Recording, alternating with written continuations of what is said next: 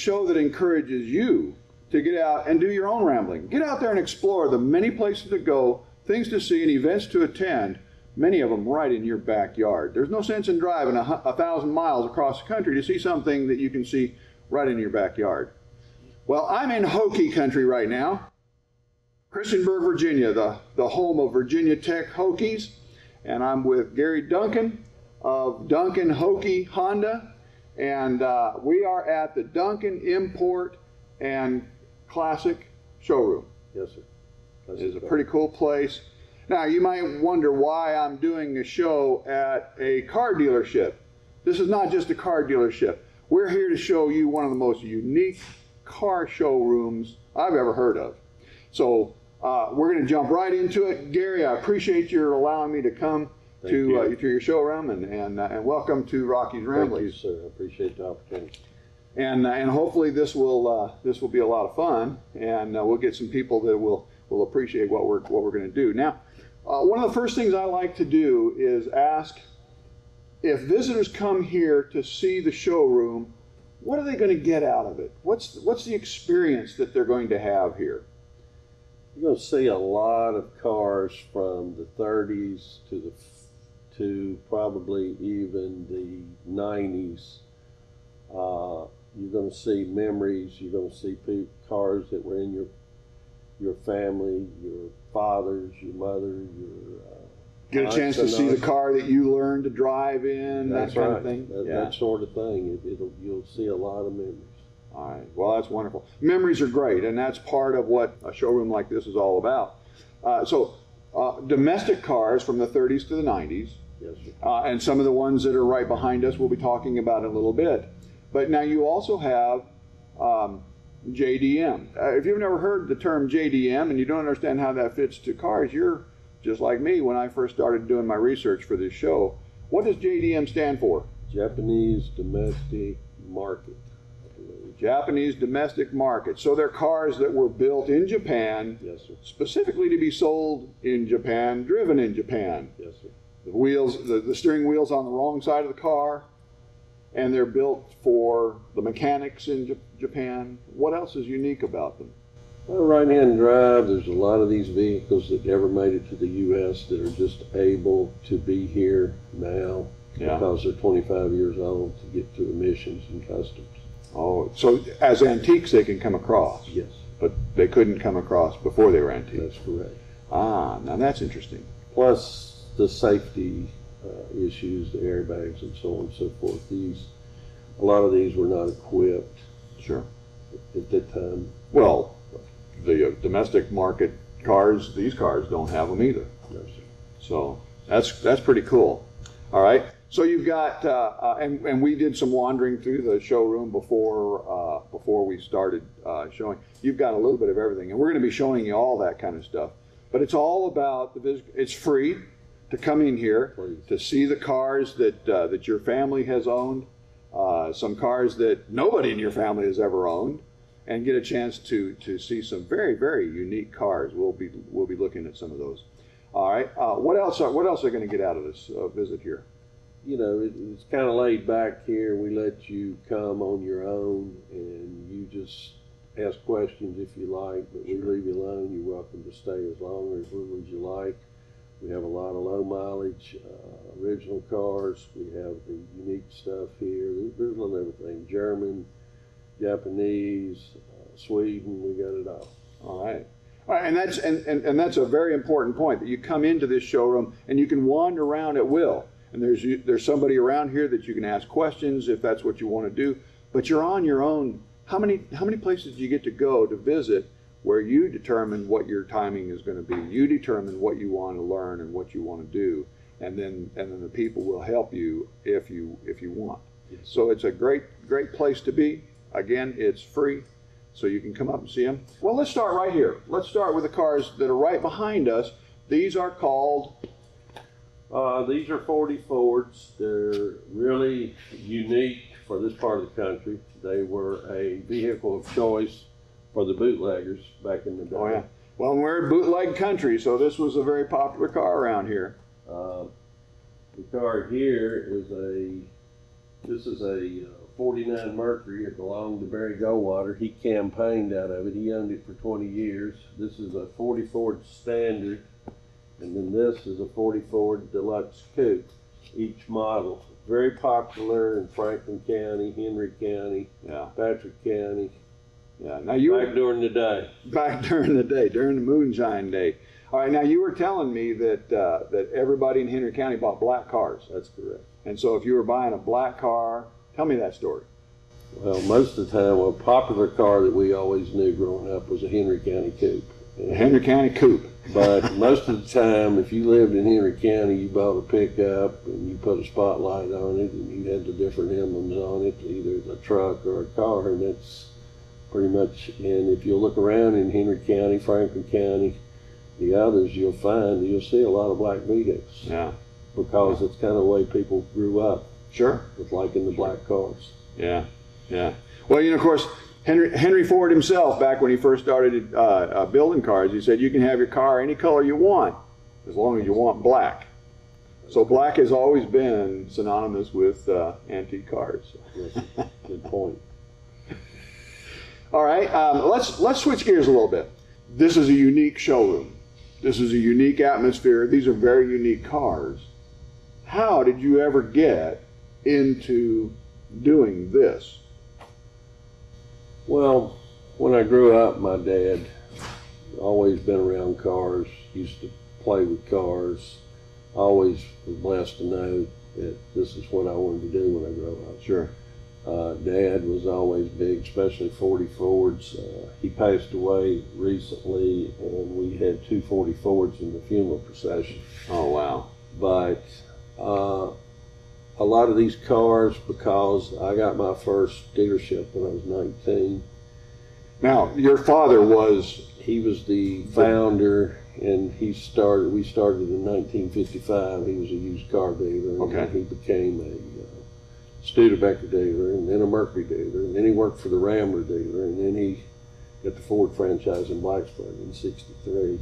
So you've always been around cars and car dealerships. Yes. And that's where your passion for cars has come from. And, you know, this is a lot of my history, too, because a lot of these cars, in fact, there's a couple I sold new and bought them back from the customer back in the 70s. And, you know, I grew up with them and the uniqueness of each year. It's just, this is my life, my whole life. Yeah. I really enjoyed chatting with Gary as we prepared for this show, and this is not just a job for Gary. This is a passion, and these cars are his babies, and he's had an opportunity to get into a very unique market of cars. Let's go there for a minute. The JDM, the Japanese domestic market. How did you ever get involved in that? Well, December 15, I bought a fire truck and a Nissan Escargot, and they were just so cool. And then I bought 10 more fire trucks from a guy that had imported them from Japan. Now, these are Japanese fire engines built for Japan, yes. Right? The steering wheel on the other side of the car from what we're used to, all of that. That is correct. And then I started buying out of Japan and then switched vendors, and then it's exploded to this. These cars are unique, they're rare, they're affordable, yeah, and they're a lot of fun. Yeah. And you don't have to spend a fortune to own one of them. Yeah. You go to a car show or you go to Cars and Coffee, and you can drive your little mini truck that you paid $4,900 for, and people come look at that as well as before they go look at the guy's $100,000 Ferrari. So it's pretty neat, pretty cool. So if you're into car shows, you might want to come up and talk to Gary here. We're going to take a break. And we'll be right back. When we come back, we're going to talk about a very unique car called the Figaro.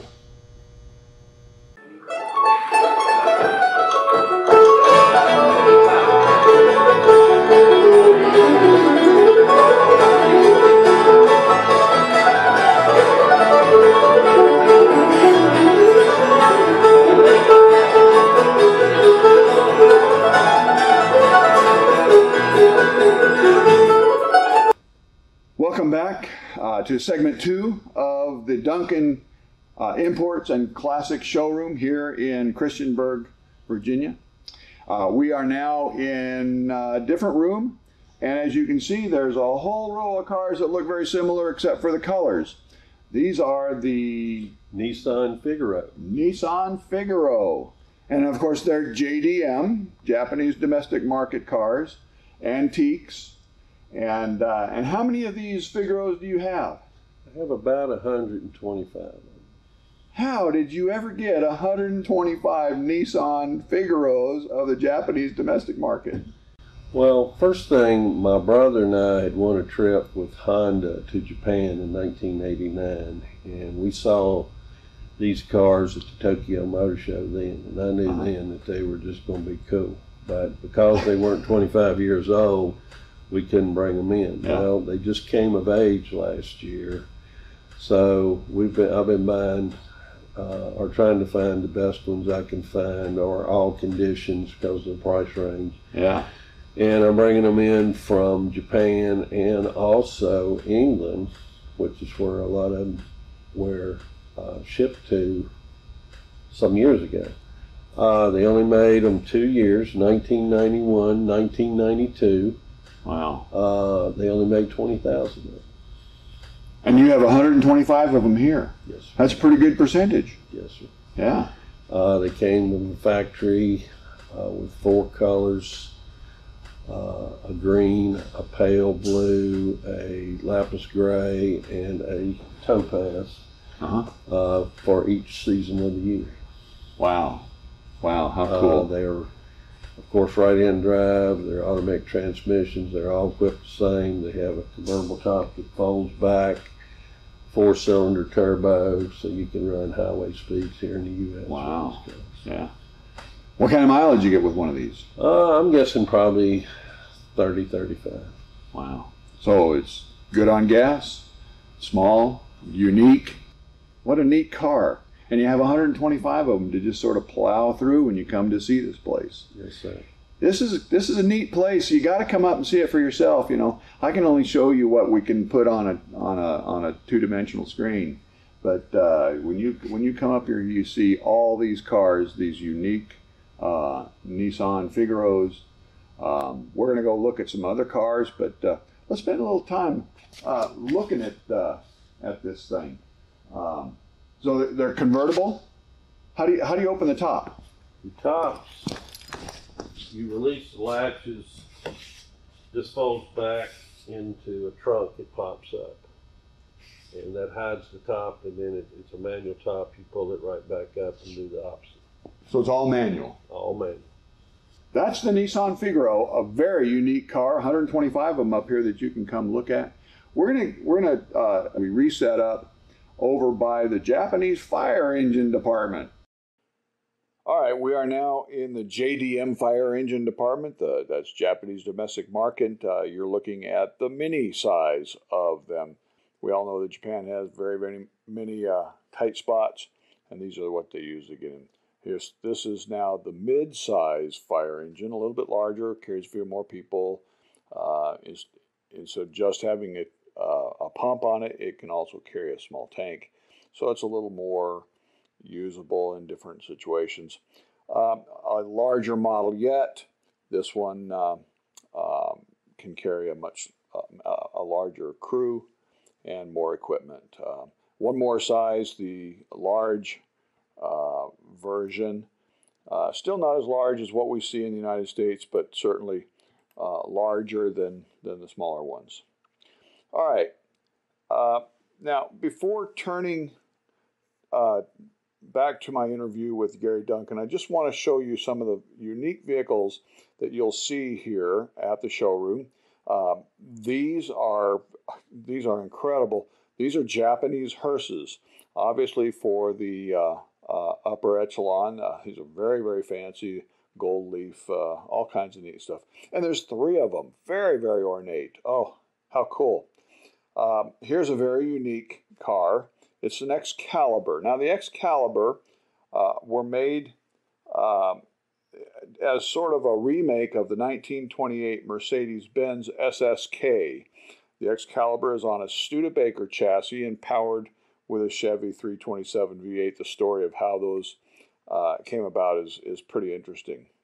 Now, if you're a fan of Back to the Future you recognize this vehicle as a DeLorean, without, unfortunately, the flux capacitor. All right, and there's just row upon row upon row of cars. Here's a row of vintage classic cars. These are mostly the 50s. How about this 1950 Mercury Coupe? Isn't that awesome?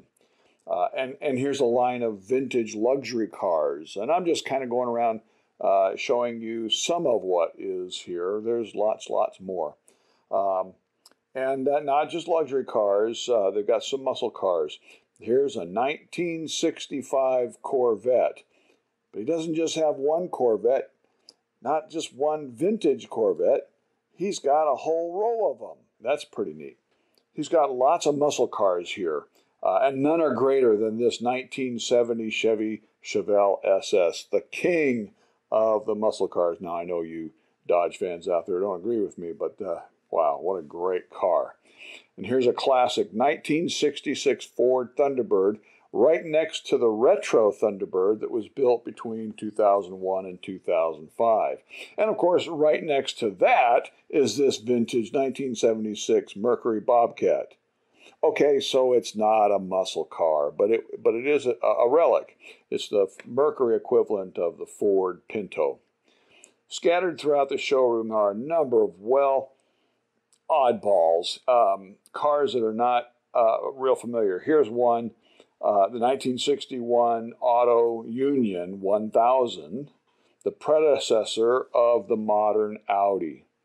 Well, you know how much I love Subarus. How about this 1969 Subaru 360? I've seen these before.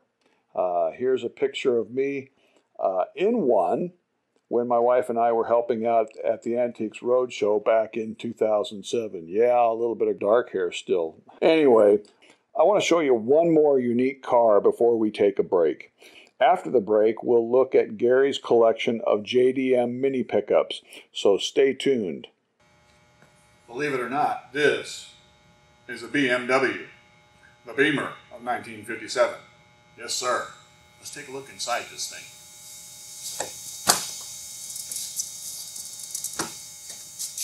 You get inside from the front.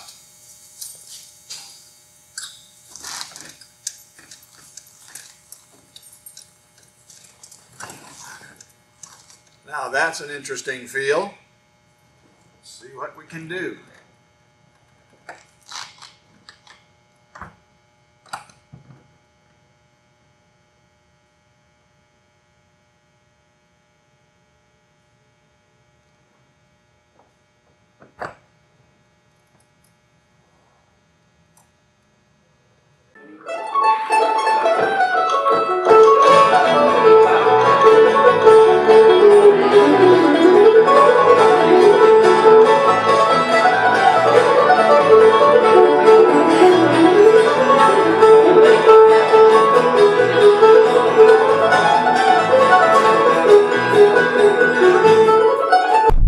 As you can see, we have about 1.5 zillion mini trucks behind us, and these are all JDM, Japanese domestic market pickups. Tell us about these. They're 660 cc's. They're all four-wheel drive. We have Hondas, Mitsubishis, Subarus, and Suzukis. They're priced. They are 25 years old. They're priced in the $4,900 to $6,900 range, depending on the miles and the dumps. They're about a half or 2/3 less than a normal ATV. Yeah, on our website, amazing. We have the dimensions on each truck comparing to the ATV. Wow, what an incredible find! And I will have Mr. Duncan's website where you can see all this stuff online. But you got to come up here. Now, obviously, we're only able to show you a line of cars. But every single one of these is unique. I'm sitting here looking at a vehicle that we're not even going to put online. You got to come see it for yourself. And there are so many different types of cars. We've been concentrating on the Japanese domestic market cars right now, but as soon as we get done with this section, we're going to go look at the German market cars, and then we're going to look at some of the antique American cars, And that's where, of course, a lot of memories are gonna be floating out there. But these are very unique vehicles. If you're looking for one of these, you could buy them, but you need to see them, because all of these, I mean, look at this line of cars. They're awesome. Now, where do these come from? These all come from Japan. How did you get into getting these? That was one of the first vehicles I bought, and they're just so neat. The sides fold down. Yeah. We have dump beds on some of them, and it's just for a farmer, a winery. We sell six to a winery. Chicken farmers like them, and it's just a great utility. They like it over the ATV because they got a heater, they got an enclosed cab. Sure, I can see where that would be very handy. All right. Our next stop is going to be the German domestic market cars, so stay with us on that.